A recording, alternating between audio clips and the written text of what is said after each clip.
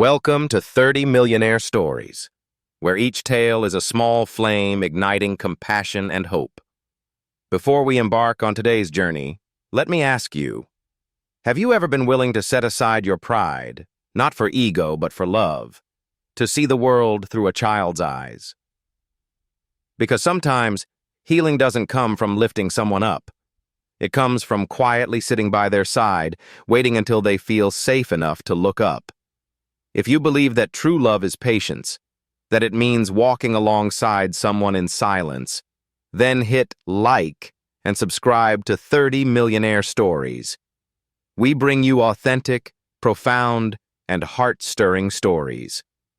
Today, we step into a small bakery in Savannah, Georgia, where a powerful millionaire father stands stunned as a waitress does the unthinkable. She kneels, crawls across the floor, just to reach his frightened son's heart. Let's begin. Wednesday morning in Savannah, Georgia. Ancient oak canopies cast dappled light across the facade of the Sugar Maple Bakery, like fragments of shattered memories. The shop isn't grand. It's a familiar corner with worn wooden floors, scratches that tell the tale of time.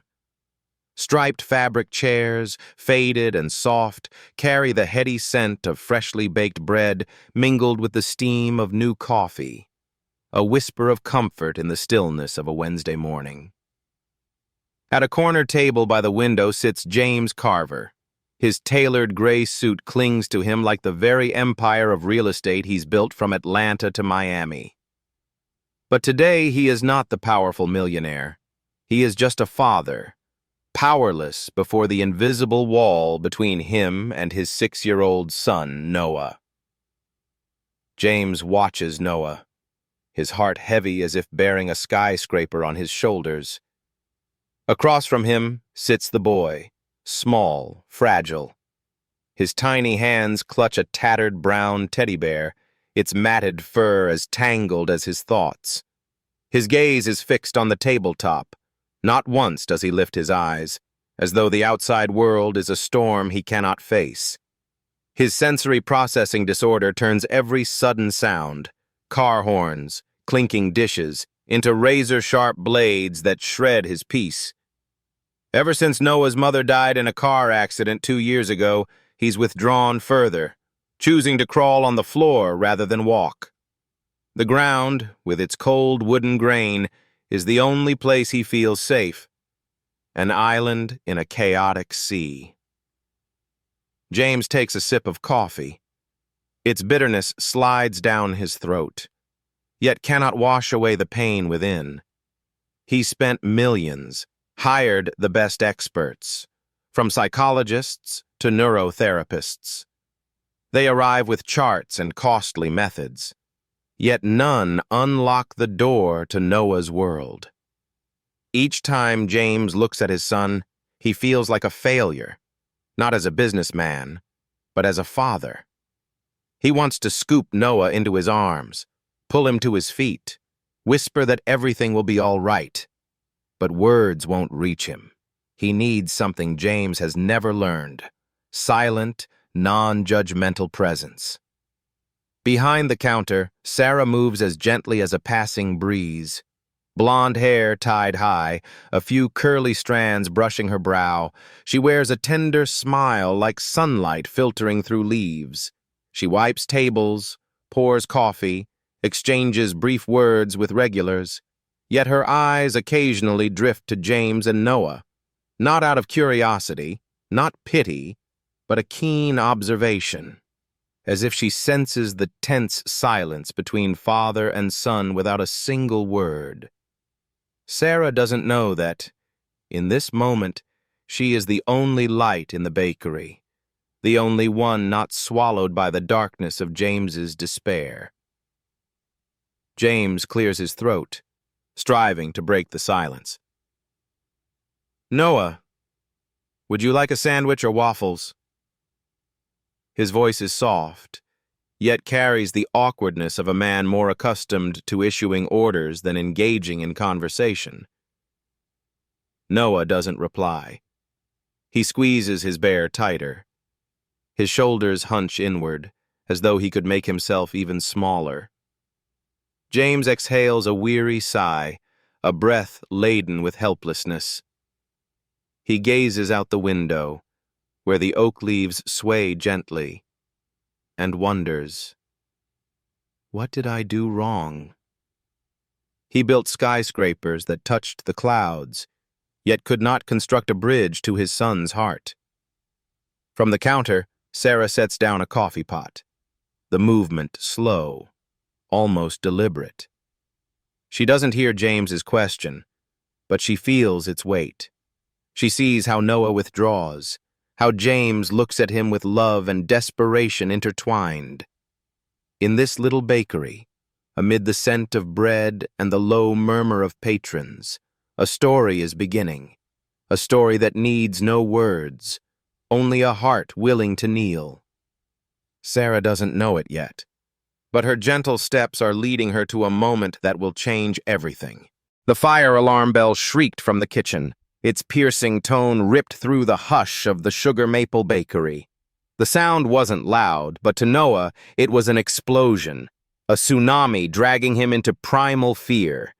His tattered teddy bear slipped from his grasp, rolled across the worn wooden floor. Noah bolted from his seat.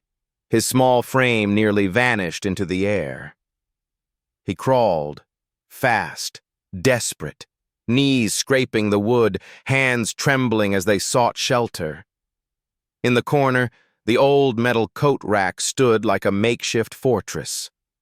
Noah curled into a ball, arms wrapped tightly around his head, breaths coming in ragged gasps like wind whistling through a narrow crack. His eyes squeezed shut, as if to banish the collapsing world around him. James sprang up. The chair emitted a harsh screech. His face, usually cold and sharp in multi-million-dollar boardrooms, bore raw panic. His gaze locked on Noah, his heart pounding as though it would burst from his chest. He hurried forward, almost running. His polished leather shoes clacked against the floor. He wanted to scoop his son up, to shield him, to shout that everything would be okay. Yet deep down he knew he didn't truly understand Noah. Not really. 2 years since his wife's death, the chasm between father and son had widened, a bottomless abyss. James raised his hand, but it froze mid-air, helpless, trembling, as though touching Noah would shatter him completely. Another hand, gentle but resolute, settled on James's shoulder. He turned, breath caught in his throat. Sarah stood there, her deep blue eyes shining with determination, yet without a hint of pressure. "Let me," she whispered, her voice soft yet assured, like an unspoken promise. James opened his mouth, but no words emerged. He stood frozen, watching Sarah place the coffee tray on the counter, her movements slow, almost ritualistic. She removed her apron, let it fall lightly like a leaf, then knelt on the floor, without hesitation, without glancing for approval. Sarah belonged in this moment, as though born to do this. She began to crawl, not hurriedly, not ostentatiously. Her hands touched the wooden floor lightly, as if caressing an invisible pain. Her knees slid slowly, rhythmically, like a dancer moving to music only she could hear. She didn't call Noah's name, didn't demand him to stand, didn't shatter the world he was hiding in. She simply moved, silently, like an anonymous companion. The cold wood beneath her palms didn't bother her. She was part of Noah's world, not an intruder. Noah, still curled inside his fortress, glanced up. His eyes glistened with tears, fluttered like a fawn discovering light in a deep forest. Sarah didn't turn around. She knew eye contact might be too much, too soon. She stopped a few feet away and gently picked up the worn teddy bear from the floor. She placed it before him, not as an invitation, but as a sign. I'm here. I understand. A minute passed. Felt like a century. Then 2 minutes. The bakery held its breath. The low murmur of patrons faded. Only Sarah's heartbeat echoed in time with Noah's ragged breaths. Then, a small movement. Noah shifted, his knees touching the floor, slowly, cautiously. He crawled, inch by inch, as though each inch was a tightrope walk between fear and hope. His tiny hands reached for the teddy bear, fingers trembling as they stroked its matted fur. He lifted his head, just a little, and whispered, his voice soft as falling leaves, "We're bears in the forest." Sarah smiled, a warmth like sunshine through oak leaves. She nodded, said nothing, but her eyes sparkled, as though she'd discovered a treasure. They began to explore. Under the table, among chair legs and crumbs of fallen pastry, Sarah and Noah became explorers in an imaginary forest. The wooden tables transformed into caves, the cracked floorboards into a sparkling stream.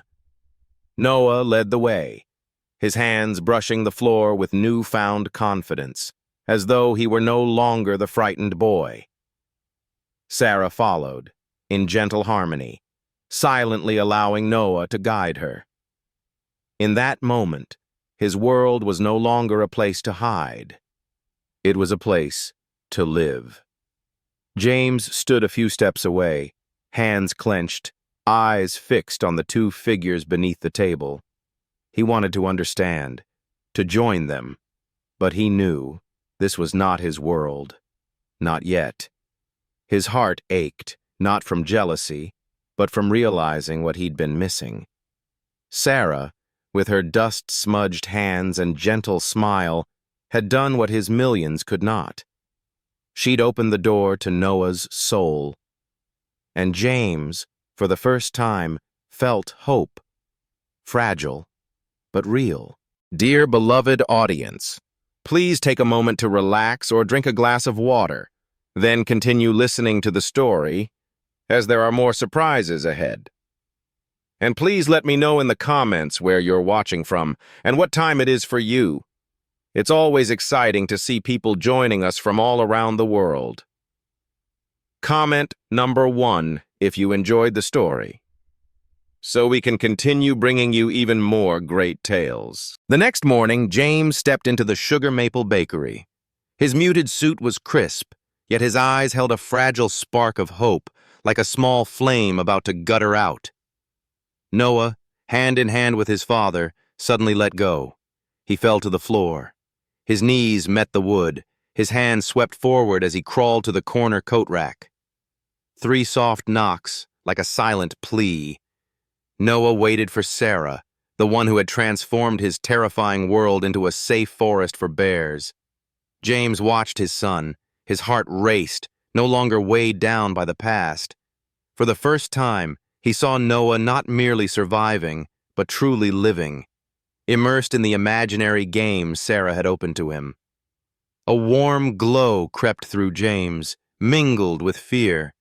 Would this moment last? Sarah appeared, her blonde hair tied high. She knelt down, crawled toward Noah. They resumed bears in the forest, turning wooden tables into caves, cracked tiles into streams. Noah led, his hands confident, as though he'd rediscovered himself. Sarah followed, silently present, never imposing. James stood a few steps back, his heart clenched, not from envy, but from realizing he'd never reached his son's world as Sarah had. He longed to understand, to step inside. Yet his helplessness clung to him, like a shadow he could not dispel. At the opposite table, a young mother scrolled on her phone, paused, frowned. She raised her device, filmed Sarah crawling, her hands dust-streaked. The video went online with a cold caption, "Weird waitress or terrible service." Within 24 hours, it hit 100,000 views, flooded with comments. "Unsanitary. Fire her." Each word struck like a blade, but Sarah remained unaware. She only saw Noah, only heard his gentle knocks on the floor, only felt the small joy of his smile. In her heart, the bakery was their forest. She needed not be a waitress, only Noah's friend. She paid no mind to judging eyes, never imagined her kindness would become mockery. That afternoon, Carl, the owner, summoned Sarah to his office. The room was stifling. He pointed at the replay on the screen, his voice heavy. "Sarah, I value you, but this isn't the image we want." Sarah stood silent. Her heart sank, not from reprimand, but from knowing this world won't accept difference. Carl ordered her to remain professional, to stop playing with Noah. A sharp pain pierced her chest, yet she nodded, without argument. She felt no anger toward Carl, no resentment toward customers. She only thought of Noah, the boy who would knock and wait for her, unaware she would soon vanish. She removed her apron, the motion slow, as if shedding part of her soul. Each fold of fabric held a memory, Noah's laughter, the way he touched her hand, seeking refuge. She packed her pen, notebook, hair clip, each item carrying a fragment of her heart. Sarah stepped out the back door, her spirit heavy, yet she did not cry. She didn't want Noah to see her leave, didn't want to scar him anew. Inside her, a void opened, as if their imagined forest had been erased, leaving only silence. She departed not for herself, but for Noah, so he needn't face another loss. James, standing at the shop window, watched Noah play, his heart lighter than ever. He knew nothing of the video, nothing of the mocking words spreading across the internet, nothing that Sarah, the light of his son's world, had slipped away. The hope in him, fragile yet warm, still burned. He smiled, thinking of tomorrow, when Noah would knock and Sarah would appear. But he did not know. Tomorrow would be different. Noah would wait, knock once, twice, and forever, without seeing her. And when James finally realized, his hope would waver like a candle in the wind, leaving a void he'd never been ready to face. The next day, the Sugar Maple Bakery still smelled of coffee, but the air was heavy, as though carrying an unnameable loss. Noah stepped in hand with James, but he quickly let go and fell to the floor. His knees met the wood. His small hands swept forward as he crawled to the familiar corner by the coat rack, where he and Sarah once turned the floor into a forest of bears.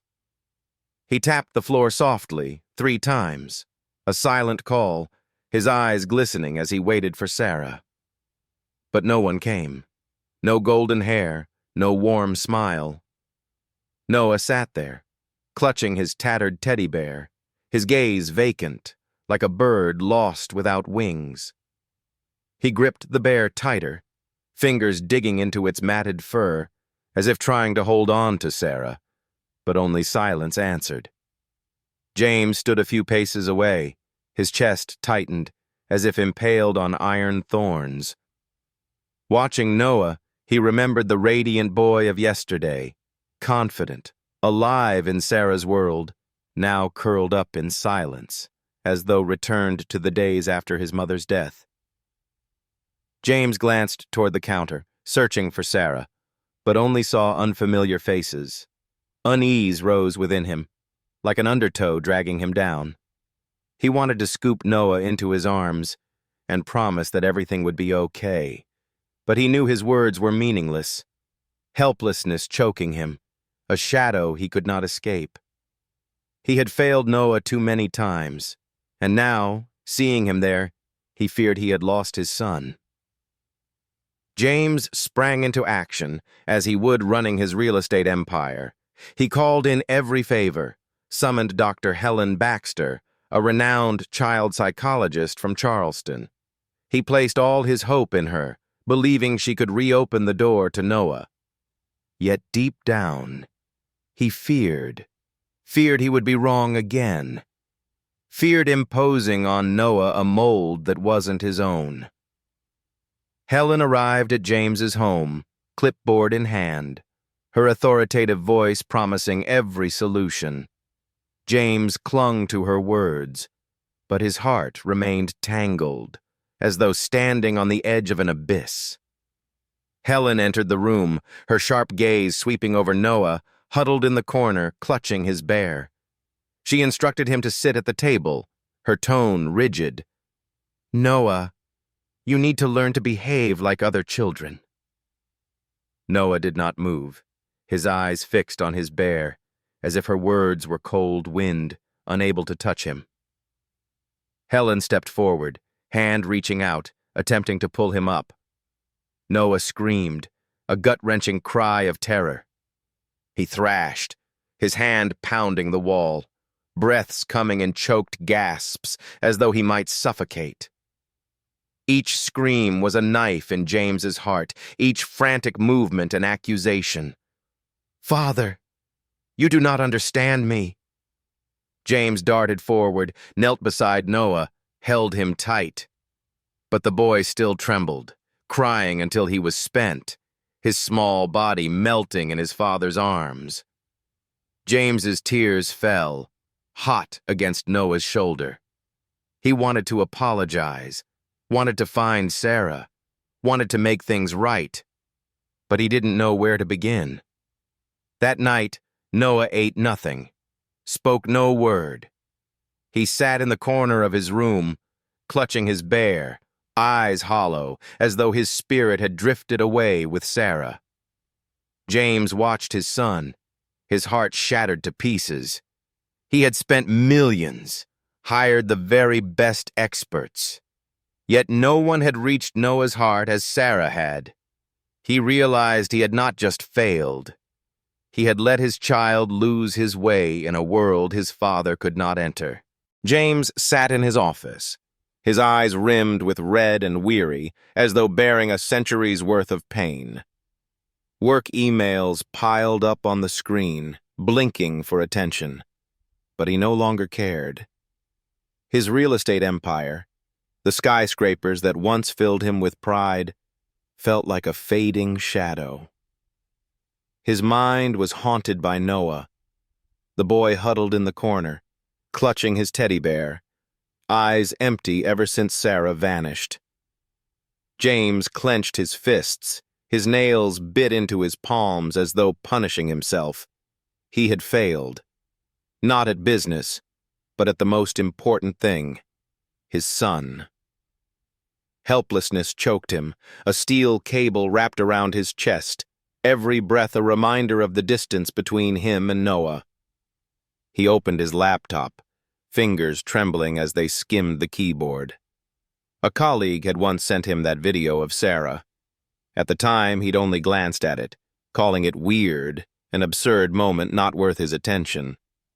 But now he searched it out, clicked in desperation, like a lost man seeking light. The video began. Sarah crawled across the bakery floor.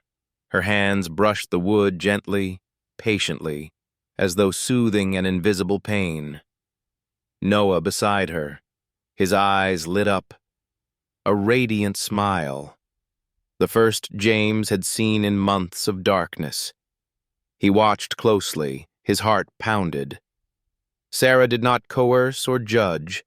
She simply existed, silently, as a companion in Noah's world.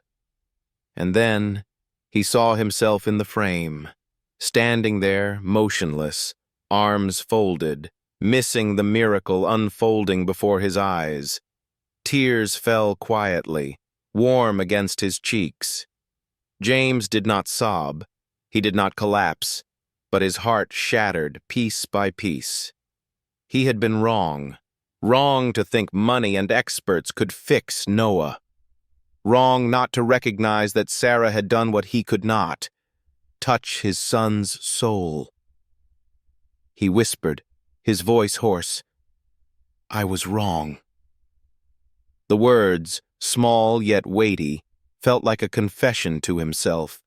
He was not merely a powerless father, but a blind one, unable to see the light in the moment when Sarah and Noah crawled beneath that table. But now, he saw, and he would not let it slip away again. The next morning, James drove to Sarah's small apartment on the outskirts of Savannah. His heart raced with mingled hope and fear. He stopped before the low building, its walls mottled with peeling paint. He held 2 cups of coffee. The steam warmed his palms but could not dispel his anxiety. Sarah opened the door, still wearing her worn sweater, a few golden curls escaping at her forehead. Her eyes widened in surprise, not cold but curious. James stood there, his pale gray suit slightly rumpled, the commanding aura of a millionaire gone. He met her gaze, his voice trembling like a plea for a second chance. "I need your help with Noah, and with me." Sarah tilted her head, said nothing, but her gaze softened, as if inviting him to continue. James inhaled deeply, withdrew from his pocket a crumpled sheet of paper, a rough, inked sketch. He unfolded it, fingers shaking, revealing the outline of a learning center. Soft carpeted floors, open spaces, no rigid desks or chairs, only warm nooks where children like Noah could explore freely. At the top, the handwritten title, Bear Haven Learning Hub. James looked at Sarah, rare sincerity shining in his eyes. He did not offer her a job, did not rely on money or power to persuade. He invited her to be a partner, to build a place that honored the way children like Noah learn and grow, without coercion, without molds. Inside James, a small flame ignited, fragile, yet fierce. He knew he could not undo the past, could not erase the days when Noah cowered in silence. But he could change the future. He looked at Sarah, the one who had opened the door to Noah's heart with patience and simple kindness. He feared she might refuse, feared she no longer believed in Noah or in him. But deep down, he hoped that Sarah would see what he saw, a world where Noah did not need to be normal, only himself. Sarah took the sketch. Her finger traced the clumsy lines. She did not speak at once, but in her eyes a spark flickered, as though she too perceived Noah's imaginary forest come alive again. James stood there, his heart pounding, waiting. He did not know her answer, but for the first time, he felt he was doing the right thing. Not for his empire, but for his son. And in that moment, he was no longer a failed millionaire. He was a father, ready to kneel to find Noah. Next spring, Bear Haven Learning Hub opened on a green field in the outskirts of Savannah. Dozens of parents, teachers, and children gathered beneath a white canopy, before a wooden sign engraved with the words, "Where every journey begins on the ground." James stood quietly in a corner, not seeking the spotlight. Sarah stepped forward. She did not stand behind a podium, but sat cross-legged on the floor, microphone in hand. She spoke of Noah, of how he taught her that children don't need to be fixed, but need to be met where they feel safe. Suddenly, Noah appeared, wearing a bare-eared hoodie. He crawled down the aisle, lightly tapping each brick as though redrawing the map of his world. No one laughed. They watched in respectful silence. When he reached the stage, Noah looked at Sarah, then slowly stood, took his final steps to hug her. He whispered into the microphone, "I'm not scared anymore." The crowd applauded, not out of courtesy, but from the heart. Many wiped tears away. James, from his corner, watched his son, his heart overflowing with gratitude. He bowed his head, a small gesture toward Sarah, the one who taught him that love isn't about lifting someone up, but kneeling by their side. This story reminds us, in a world rushing to fix everything, sometimes the most loving act is crawling alongside someone, waiting until they're ready. If you believe love is patience, is companionship in the dark, leave a like for Sarah, who gave up her job to touch a little boy's heart. Don't forget to subscribe to 30 Millionaire Stories for more authentic, profound stories. We'll see you next time. And remember, never hesitate to kneel for love. Thank you for joining us. Don't forget to let me know in the comments where you're watching from and what time it is for you. It's always exciting to see viewers tuning in from all around the world. Comment number 1 if you enjoyed the story, so we can continue bringing you even more great tales.